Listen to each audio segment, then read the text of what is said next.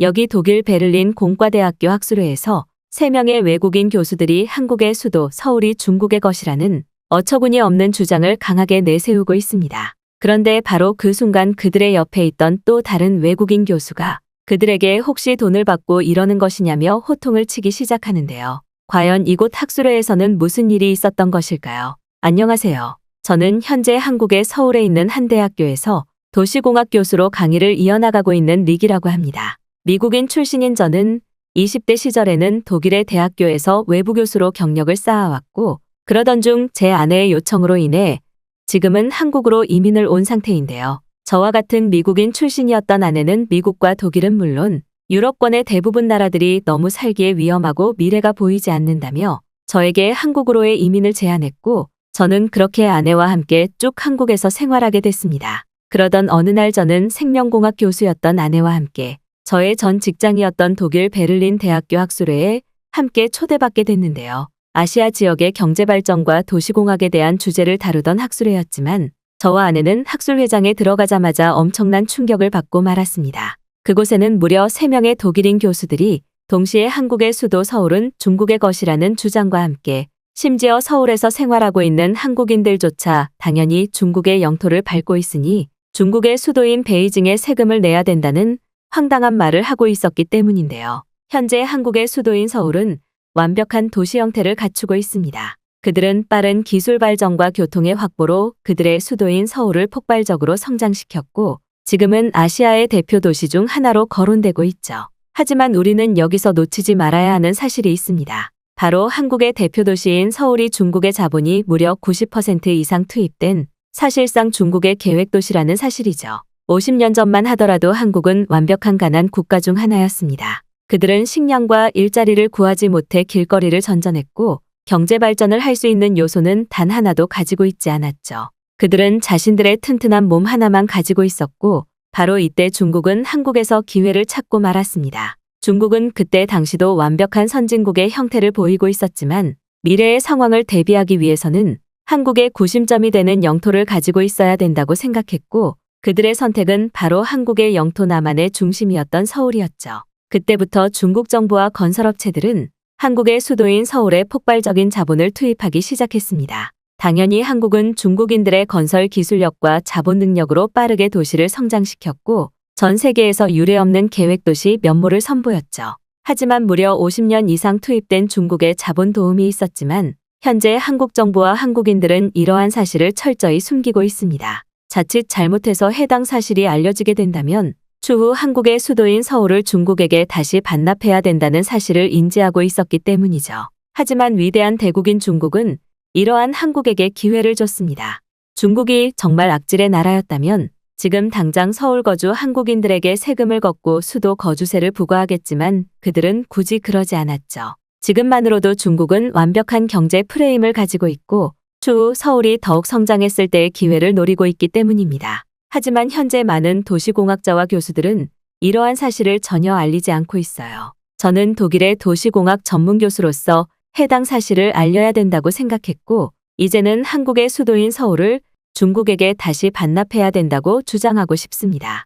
여기 있는 동료 교수분들의 의견도 저와 크게 다르지 않고 이미 가난한 후진국인 한국인들에게도 중국의 영토로 소속되는 게 더욱 좋을 것이 분명하니까요. 몇몇 도시공학 교수들은 오히려 한국이 중국보다 훨씬 선진국이고 그들만의 기술력을 바탕으로 유례없는 경제성장 도시의 모습과 생활 시스템을 갖췄다고 주장하지만 그것들은 모두 중국의 자본 도움이 있었기 때문입니다. 어떻게 뼈빠지게 가난한 나라였던 한국의 국민들이 하루아침에 대표 도시인 서울의 거주민들이 될 수 있었을까요? 외부의 도움이 없다면 절대적으로 말이 되지 않는 것이죠. 하지만 지금의 한국인들은 이러한 은혜는 모르고 오히려 중국을 비판하고 있습니다. 중국인들이 가난하다며 거짓 소문을 퍼뜨리고 그들이 완전한 몰락국가인 후진국이라며 의미 없는 비하를 하고 있죠. 하지만 위대한 중국과 중국인들은 매일매일 고기 반찬과 비싼 대중교통을 이용하며 부유국가 사람들처럼 지내고 있습니다. 서울이 아무리 발전했다고 하더라도 절대 꿈도 꿀 수 없는 일과죠.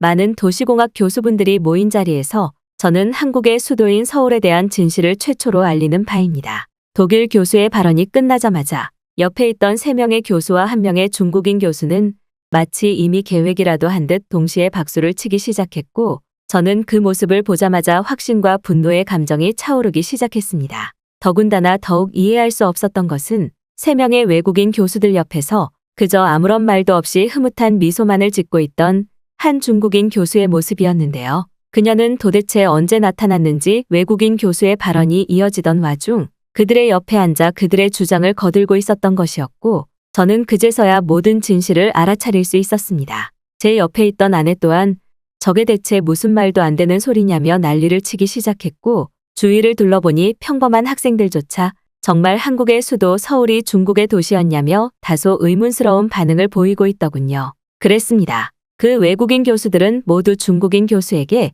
일정 수준 이상의 수고비나 대가의 물품을 받고 계획되어 있던 발언을 강의 중 내뱉는 것뿐이었고, 그들이 말하는 단어 하나하나조차 이미 중국인 교수가 짜준 선동성 발언에 불과했던 것이죠. 그리고 제가 이러한 그들의 작전을 알아차릴 수 있었던 것은 바로 제가 베를린 대학교의 교수로 근무할 때 한 중국인 외부 교수에게 똑같은 제안을 받았던 기억이 뒤늦게 떠올랐기 때문입니다. 그때 당시 중국에서 왔다는 외부 교수는 저에게 한국은 경제 발전을 해도 가난한 나라지만 중국은 그와 반대로 엄청난 부유 국가라는 계획 강의를 해달라는 제안을 했고, 저는 그 제안을 듣자마자 도저히 황당한 마음에 단칼에 거절했던 기억이 있는데요. 하지만 제 눈앞에 있는 3명의 독일인 교수들은 돈이라는 물질에 넘어가 그 중국 교수의 제안을 수락했던 것이었고, 저는 곧바로 흐뭇한 미소를 짓고 있는 중국인 교수를 지목해 학생들을 대신하는 발언을 내뱉기 시작했습니다. 혹시 당신은 옆에 있는 교수들에게 물질적인 제안을 했습니까?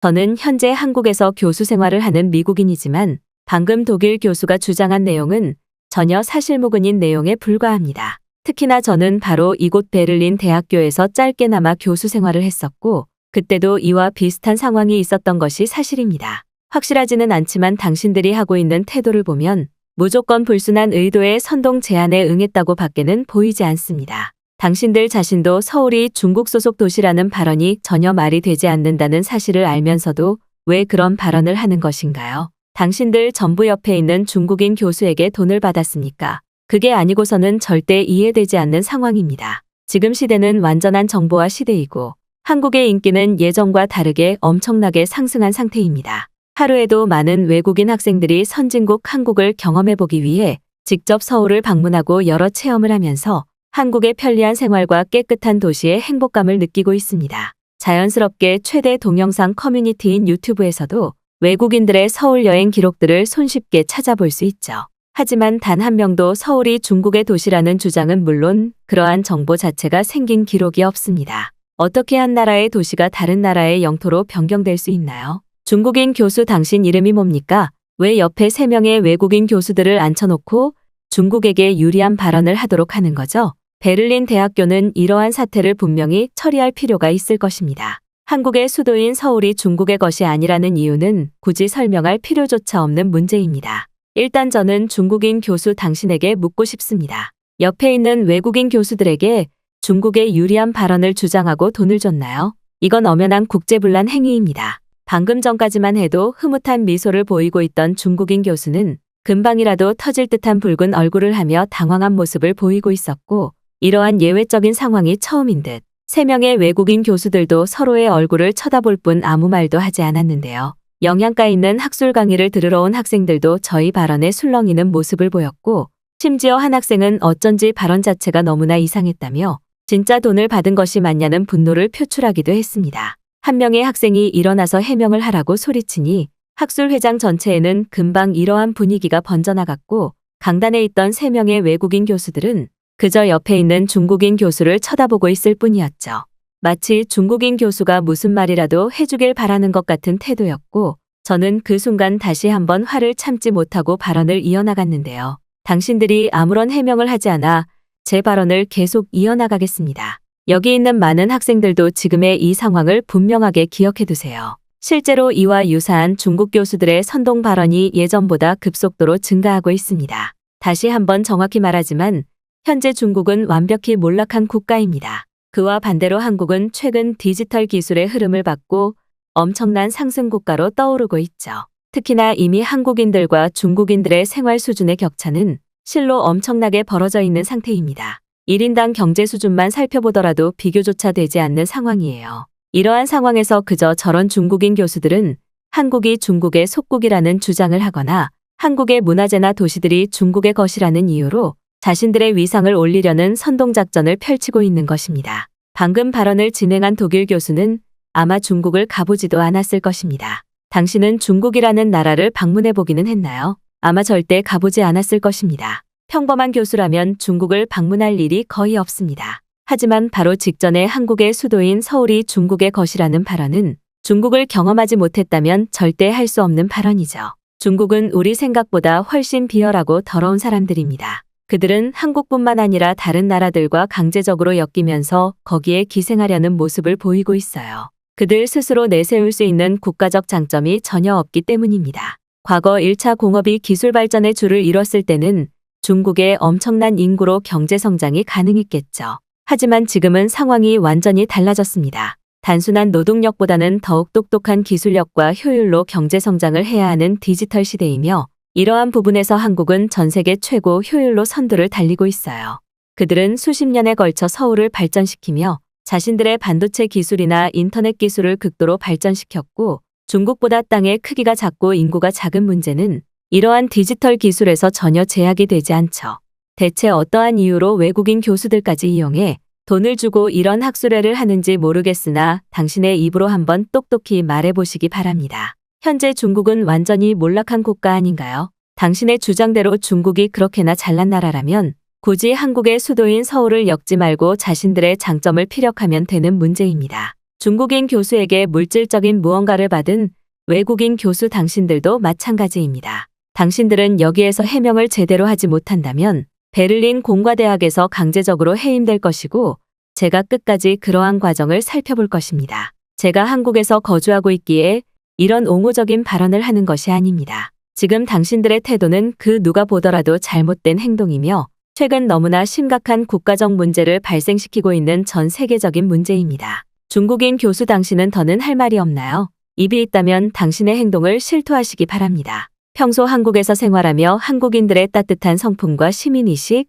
그리고 한국이 지금의 선진국 시대에 오기까지 얼마나 많은 과정이 있었는지 알고 있던 저로서는 그들을 직접 지목하는 발언이 아니라면 도저히 분이 풀리지 않을 것 같았고 그렇게 1차적인 발언이 끝났을 때 학회실은 조용한 정막만이 흐르고 있었습니다. 그런데 바로 그때 중국인 교수의 옆에 앉아있던 외국인 교수들이 하나둘씩 자리를 뜨기 시작했고 저는 제 판단이 확실했다는 것을 완전히 인지할 수 있었죠. 그들 스스로 보기에도 부끄러울 정도의 행동을 했던 것이 맞았던 것이었고 저는 급하게 학회실을 빠져나가는 그들의 이름을 메모장에 기록해 나갔습니다. 옆에 있던 아내 또한 자신이 직접 대학교 인사부에 알리고 오겠다며 그들을 뒤를 따라 나섰고 교수들이 줄지어 나가는 모습이 보이자마자 학회실에는 엄청난 야유 소리가 퍼져나가더군요.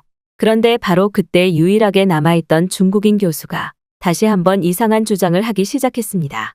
방금 학회실을 빠져나간 외국인 교수들과는 아무런 관계를 맺고 있지 않습니다. 하지만 한국의 수도인 서울이 중국의 것이라는 사실은 누가 봐도 분명한 사실 아닌가요? 단순히 한국과 중국의 영토 크기만 비교하더라도 엄청난 차이가 나는데 고작 한국의 작은 땅의 일부 도시를 중국의 것이라고 주장하는 것이 대체 무슨 잘못이 있는지 이해가 전혀 되지 않습니다. 게다가 중국은 무슨 일이 있을 때마다 한국을 돕지 않았나요? 그들이 자연재해의 피해를 입고 있을 때면 중국은 한국 정부에게 돈이나 먹을 것을 보내줬고 그 때문에 지금 한국은 그나마 살만한 나라가 되어 있습니다. 하지만 지금 한국인들의 태도를 보세요. 그들은 중국의 자본과 인구기술의 도움으로 서울이라는 수도를 만들어냈지만 마치 자신들의 힘으로 만들어낸 것처럼 의기양양한 태도를 보이고 있어요. 그리고 이 때문에 중국은 현재 엄청난 피해를 받고 있습니다. 중국의 중요한 경제발전 시기에 한국의 수도인 서울에 모든 돈을 투자했기에 중국은 그 시간에 베이징의 성장 속도를 더욱 가속화시키지 못했어요. 그만큼 중국이라는 나라 자체도 자본적으로 희생하며 한국을 도왔다는 사실입니다. 그렇기에 지금 중국이 조금 힘든 시기를 보내고 있을 때 원래 우리 것이었던 서울을 되찾아오는 것이 맞다고 생각합니다. 어차피 한국인들은 서울의 힘으로 성장을 했다고 하더라도 엄청나게 가난한 나라 아닌가요? 차라리 한국인들을 희생시켜서 힘든 경제 상황을 보내고 있는 중국인들에게 도움을 주는 것이 옳다고 생각합니다. 서울에 있는 한국인들이 중국에게 세금을 보내준다면 중국은 또 한 번의 경제 성장을 할 수 있습니다. 한국에 대한 도움은 나중에 갚아주면 되는 문제 아닌가요? 현재 중국에서는 만약 한국의 수도인 서울을 주지 않는다면 군인 병력을 이용한 작전도 생각하고 있습니다. 그렇게 된다면 한국에게 더더욱 큰 피해가 발생할 텐데요. 중국은 현재 최대한 평화적인 방법으로 상황을 해결하기 위해 노력하고 있는 것입니다. 중국인들은 도움이 필요할 때 딱 한 번 한국을 이용하겠다는 것인데 한국은 지금까지 중국을 이용하지 않았습니까? 현재 한국에서 거주하고 있는 중국인들이 그 첫 번째 이유죠. 중국에 있던 똑똑한 중국인 학자들은 현재 대부분 한국으로 건너가 있는 상태입니다. 그만큼 한국의 교육 발전과 경제 성장을 중국인 교수가 가지고 있는 지식으로 도왔다는 말인데요. 하지만 한국인들은 이러한 중국의 도움은 전혀 인지하지 못하고 그들의 의복이나 언어 심지어는 중국의 전통 음식인 김치까지 원래 자신들의 것이었다며 억지 주장을 하고 있어요. 결국 현재 저희 중국에서는 원래 중국의 것을 찾기 위해 지금 이러한 태도를 보이고 있는 것뿐입니다. 한국은 중국보다 훨씬 후진국이고 가난하니 서울을 준다고 해도 어차피 생활은 크게 변하는 것이 없잖아요. 법안이 확정되어 서울이 중국의 도시가 된다면 모두가 행복해지는 결말이 될 것입니다. 중국인 교수는 마치 정말 한국의 수도인 서울이 원래 중국의 것이었던 것처럼 미친 사람처럼 기괴한 주장을 이어나갔고 심지어 땀까지 흘리며 중국이 한국을 도왔다는 말만 무지성으로 반복하는 모습을 보였습니다. 아무런 근거 없는 맹목적인 믿음과 주장이 얼마나 무서운 것인지 확인할 수 있는 계기가 되기도 했지만 제가 너무나 화가 났던 것은 바로 그녀가 한국의 성장 자체를 무시하고 있었다는 사실입니다. 그녀는 한국에 대한 이야기를 하면서도 자꾸만 중국이 한국에게 도움을 줘서 한국이 성장했다. 그런데 한국인들은 이러한 감사함을 전혀 모른다와 같은 일방적인 논리로 주장을 이어나갔고 거품까지 물며 서울은 중국 것이라고 주장했기 때문이죠.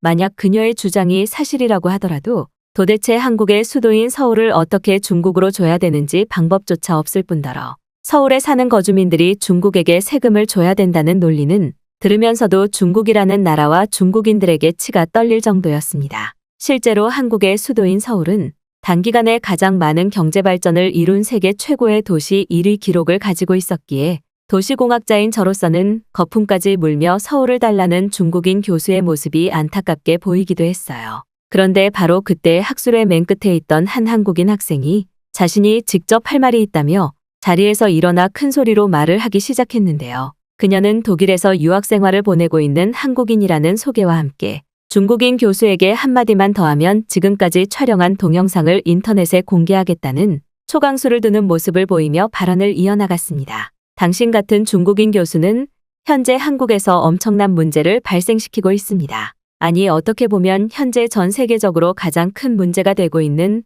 중국의 선동 인원 중 하나라고 할 수 있겠죠. 저는 한국에서 태어난 완전한 한국인입니다. 그리고 현재 한국 내부에서는 중국인들 때문에 골치 아픈 일이 꽤 많이 생기고 있어요. 당신은 계속해서 한국의 고유 문화재나 의복들이 원래 중국 것이었다고 주장하는데 대체 왜 그렇게 한국의 고유한 것을 가지고 싶어서 난리를 치는 거죠? 서울도 어떻게 보면 당신들이 직접 서울만큼의 시티파워를 가진 도시를 만들어낼 수 없으니 이상한 주장을 하는 것 아닙니까? 이럴 시간에 중국의 경제 상황을 돌아보고 그러한 문제를 해결하는 데 노력을 기울여 보세요. 더군다나 한국과 평화적인 방법으로 해결하고 싶다고요? 한국과 중국의 국방력이 현재 얼마나 기술적인 차이가 나는지 알고 그런 말을 하시는 겁니까? 현재 한국은 많은 선진국들의 무기 수출 국가 중 하나입니다. 유럽 나토의 최대 규모 국가인 폴란드조차 한국의 군수 무기로 자신들의 국방 시스템 전체를 개편하고 있죠. 하지만 중국은 부족한 기술력과 자본 능력으로